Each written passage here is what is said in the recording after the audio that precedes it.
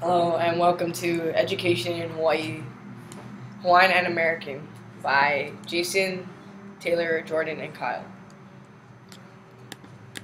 So Hawaiian education, Hawaiians had incredible memories with the ability to be able to replicate and imitate everything they did in their lives. That is how they're able to pass down their knowledge to their kids through chants, genealogies, legends, and stories. Children were able to learn through observing a family member trying to replicate the tasks themselves. The kind of education the children received was based upon their status, and that the commoners' children received different education compared to the elite children. For example, elite children were trained to be leaders. Children of the kahuna were usually taught the skill of their parents or grandparents in a rigorous course of study. All the history, beliefs, legends, prayers, and rituals of the Hawaiian culture were taught and passed from generation to generation, orally by spoken word. When American missionaries arrived in Hawaii, they brought with them the concept of schooling. They first started this idea with the Ali'i because they were supportive of the missionaries. During the years 1824 and 1827, almost all of the student population of Hawaii went to school to learn about the Christian God as well as how to read and write in Hawaiian. Learning to read and write became possible for Hawaiians in the 1820s when the missionaries created a writing system for language and produced books on their printing press. The first material printed in Hawaiian was called the Piapa, which contains sentences, spelling words, and Bible verses. In 1830, it was said by historian Ralph that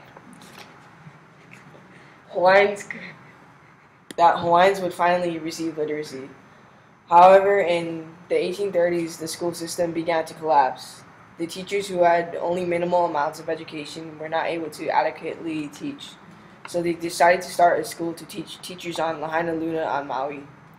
Several different kinds of schools started. There were common schools taught by native teachers under missionary supervision, attended by children of commoners, and the classes were taught in Hawaiian. Am I supposed to change the slide? So this right here is a picture of the Piapa, and basically it contains sentences, spelling words, and Bible verses in the Hawaiian language. So common schools and select schools.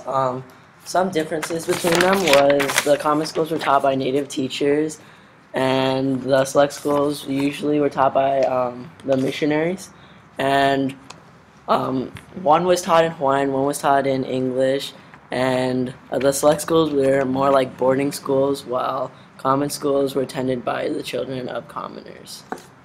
And some other information about education, the Ho'iki, it was a quarterly examination of pupils, and during this time the kings and chiefs watched the students publicly display what they had learned. And in 1840, the Hawaiian Constitution was proclaimed, and the Hawaiian government took over control of the schools. So some immigration things on Section 6 is Mei Ying was a poor Chinese girl in China, and her family had to steal rice grains and scavenge rice grains off farmland to eat. One day her father died, and the mom sold her to a man who would transport her to Hawaii for services. So she was forced to move here, and she was in a sense a slave to a rich family.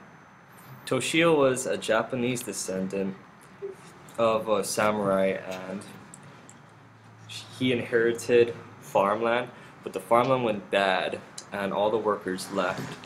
So he moved to Hawaii because his older brother would inherit everything and he would get nothing, so he needed to make his own riches. Yang Su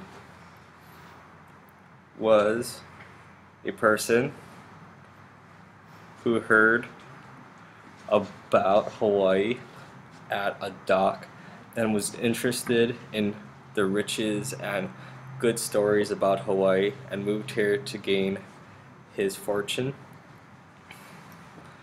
Anna was from a small island in the Portuguese places and moved here because her father, the head of the household, made the official decision to move here, to get better jobs and better land. And Bonifacio lived in the Philippines, and in the Philippines at this time, crime rates were getting higher because the population was too big.